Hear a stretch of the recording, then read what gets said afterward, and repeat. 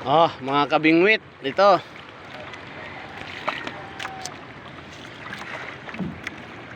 Papunta na kami sa laot.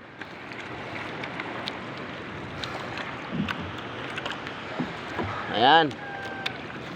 Ayan si Master. Oh, mga kabingwit, yan ang master namin. Ha? Yan ang umuhuli ng mga red lapu-lapu, mga kabingwit. Mamaya sasampulan namin, papakita namin sa inyo kung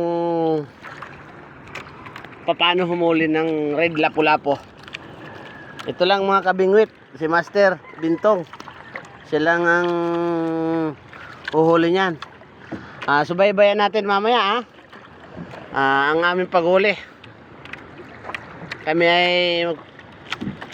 papunta muna sa pinakagitna ng dagat, mga kabingwit.